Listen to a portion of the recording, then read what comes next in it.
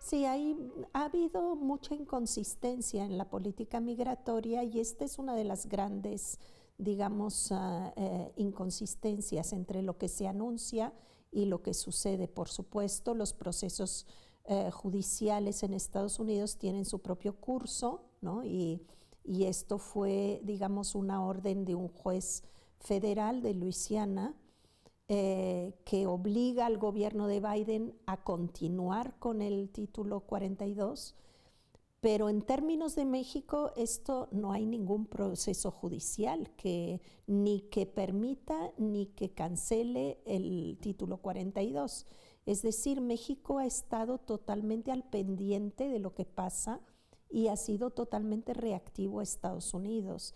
En ese sentido, efectivamente, lo que sí ha provocado probablemente un gran movimiento es el anuncio tan esperado del final del título 42. Entonces, por un lado, tenemos una movilidad en la frontera como no la habíamos visto en muchos años, no solamente por el título 42, sino por todo lo que ha sucedido en el último año con el gobierno de Biden o en el año y medio que ha pasado. Y en segundo lugar, por todas estas políticas que se anuncian por un lado, que los migrantes e incluso muchas veces los traficantes escuchan y utilizan, ¿no? Y luego a la mera hora cambia completamente la política. Ha habido algunos cambios, por ejemplo, en la reimplementación de otro programa distinto, que es lo que se conoce como MPP, aquí en la frontera, Protocolos de Protección al Migrante, que son para solicitantes de asilo extranjeros, no mexicanos, que son devueltos a México y tienen que esperar en México todo su proceso de asilo.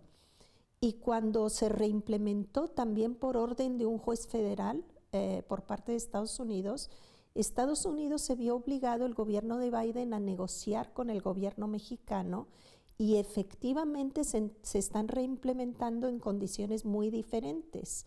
Hay muchas personas, casi un 30%, que han sido sacadas del programa porque manifiestan temores fundados de ser devueltos a México, y hay otras condiciones, digamos, de atención a las personas que están en MPP. Entonces, lo mismo podría hacerse efectivamente con el título 42. La diferencia es que en el caso del título 42 no se ha cancelado. En cambio, en el caso de MPP se había cancelado y se tuvo que reimplementar. Entonces, ese lapso entre la cancelación y su reimplementación permitió al gobierno mexicano justamente tener este diálogo para ver cuáles serían las nuevas condiciones, cosa que no sucede en la actualidad. Sí, ha habido un crecimiento enorme de la capacidad de recepción por parte de los albergues. Hay organizaciones que hacen verdaderos milagros con poquísimo, ¿no? Algunas congregaciones también, ¿no? Tanto en Juárez como en Tijuana y como en otras ciudades, en Mexicali, por supuesto, y en otras ciudades, digamos, hay menos infraestructura que en estas tres ciudades, pero también la hay, y fundamentalmente por parte de organizaciones de la sociedad civil. También hay un esfuerzo por parte del gobierno federal en los centros de integración al migrante. Hay uno en Tijuana y hay otro en Ciudad Juárez.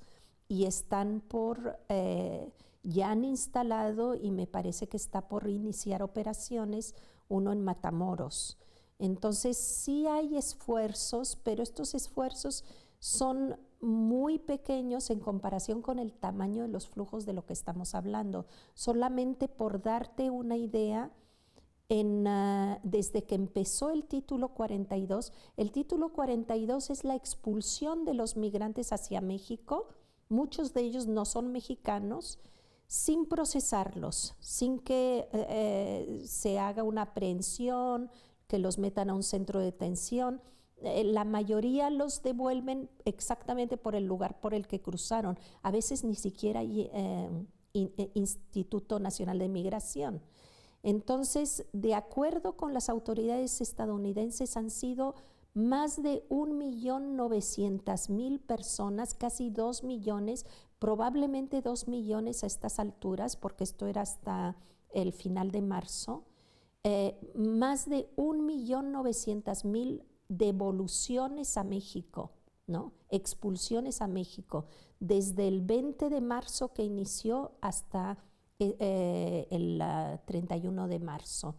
Entonces, realmente, digamos, estamos en una situación en que el tamaño de los flujos es grandísimo y la movilidad en la frontera es enorme, porque lo que propicia este título es que la gente intente muchas veces.